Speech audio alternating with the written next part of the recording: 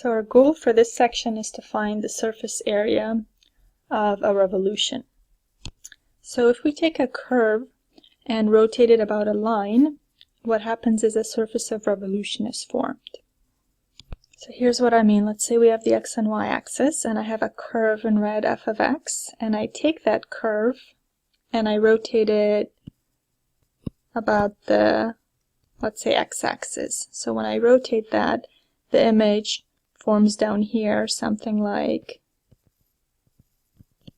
that, let's say. So I'm just reflecting it about the x-axis, and that region formed is a surface of revolution, and our goal in this section is to be able to find the surface area of that thing formed. In 261 or in Calc 1, you used to find the volume of such things, and here our goal is to find out if I were to use wrapping paper, let's say, and cover this shape up, how much wrapping paper would I need? So I'm looking for the surface area, in other words, to cover this shape.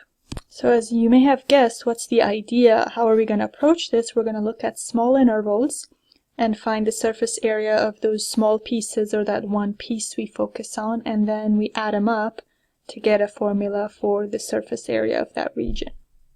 So we're going to go in and zoom in on the ith interval and see what that piece looks like and how we might be able to put or figure out the area of that one piece.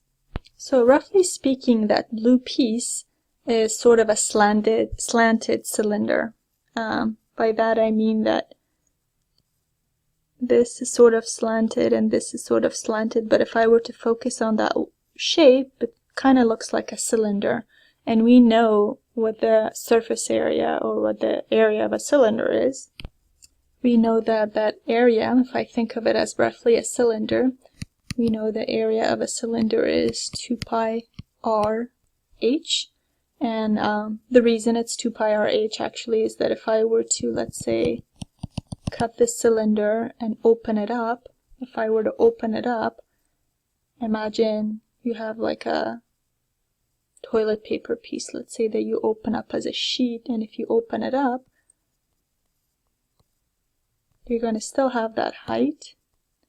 And this part that I'm cutting open and opening up, this circle part, well, we know that that distance all the way around that circle is the circumference of that circle, which is 2 pi r if I open it all up. So if I open it up as a sheet, the height is h, and this thing opened up, unrolled, becomes 2 pi r, and therefore the area of a cylinder is 2 pi r h, because looking at it like this is just 2 pi r h for this length, or 2 pi r, I'm sorry, for this length, and h for the height.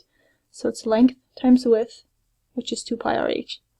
So if we think of it as a cylinder, and just focus on 2 pi r h, we might be able to kind of guess what it looks like, but I did say it's a slanted cylinder because this piece right here is sort of slanted, so our height we're going to have to focus on a little bit more carefully. The piece I'm looking at when I take it out is actually a frustrum. It's not exactly a cylinder, but after the analysis it sort of ends up that we end up with the same results. So I'm going to say, roughly speaking, it's a slanted cylinder. So I'm going to say area of the blue piece is 2 pi r. Now if I focus on what the radius of that cylinder is, that's my ri, that thing right here.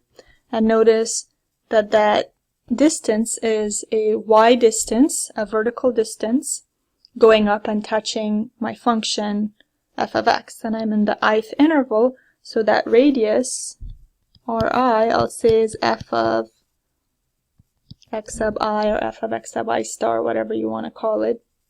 So it's basically just a vertical distance, a y distance, touching my function at whatever xi location I'm looking at. So that's my r, roughly speaking, and my, let's say, hi, roughly speaking, is basically this.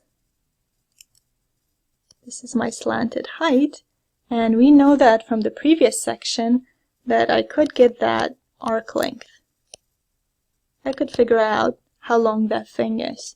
So roughly speaking, we could go ahead and say this, we're going to use the arc length to figure out that distance. And remember that was 1 plus the derivative at that location squared delta x. So I'm thinking 2 pi rh, the radius of that blue piece is the function value at that xi location, and the height of that little cylinder that I'm looking at is going to be the arc length, which is 1 plus f prime of xi squared delta x. So that's just for that one piece. Add these guys up and let n go to infinity, and we get the surface area formula from A to B of, we'll say, 2 pi f of x, and then the arc length piece next to it, dx. So ultimately speaking, if I want the surface area of this, region of this curve rotated about the x-axis in this particular problem, I'm going to have to set up the integral from a to b 2 pi f of x square root of 1 plus f prime squared dx, basically. Now notice f of x is just the same as a y value, so sometimes you see this part written as 2 pi y and then all this other business. So remember, f of x just simply means the y value or the vertical distance.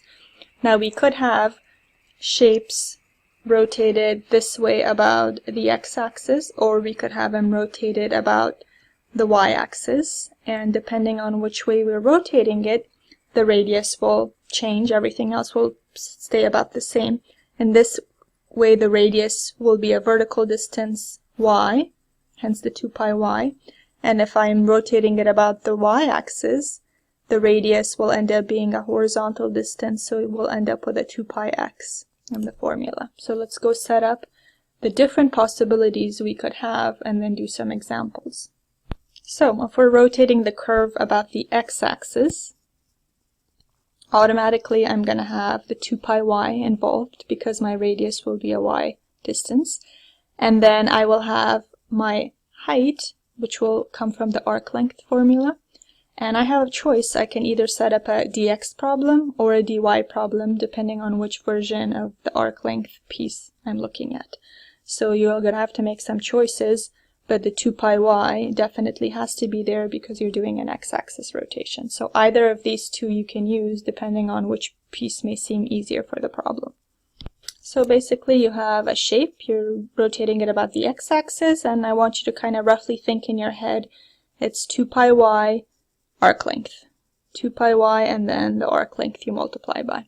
And whether you want to deal with the arc length with a dx or a dy problem, it'll be your choice. If you're rotating your curve about the y-axis, you're going to have 2 pi x and then the arc length piece to deal with. And it is your choice again, the same as before, whether you want to set up a dx or a dy problem. Just remember, for a dx, your limits of integration should be x values, and for a dy problem, your limits of integration should be y values. So in this case, you're kind of thinking you have your curve, you're rotating it about the y-axis, and when you do, you're going to have a 2 pi x because your radius will be an x distance, and then the arc length you have to deal with. So again, same idea, you want to think 2 pi x arc length business to deal with, roughly speaking, in your head. I want to point out that these guys are also often written as 2 pi y ds or 2 pi x ds, depending on whether it's x-axis or y-axis rotation. This is for x-axis rotation, and this is for y-axis rotation. It's a shorthand of writing them.